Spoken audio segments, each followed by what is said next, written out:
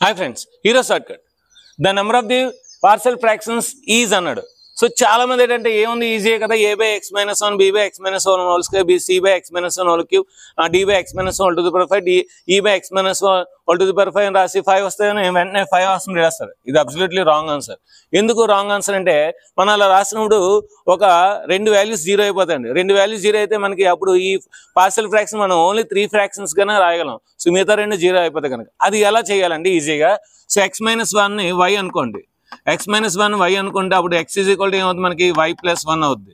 So ఇప్పుడు ఇందులో వేసేయండి, ఏమవుతుంది మనకి x plus 1 y plus 1 whole square plus 3 into y plus 1 plus 1 by y power 5. ఓకేనా. సో ఇప్పుడు మనకి y square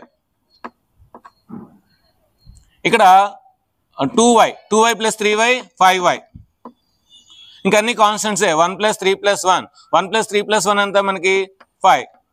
so y by y power 5. చూడండి 1 by this by this, this by this, this by this అంటే మూడే వస్తున్నాయి partial fractions. అంటే option 2 is the right answer. 3 వచ్చిందని 3 వేయకూడదు, ఎందుకంటే 3లో 2 ఉంది కనుక option 2 is the right answer. So ఇలాంటి లాజిక్ షార్ట్ కట్స్ కోసం మన ఛానల్ సబ్స్క్రైబ్ చేయండి, లైక్ చేయండి, షేర్ చేయండి. Thank you.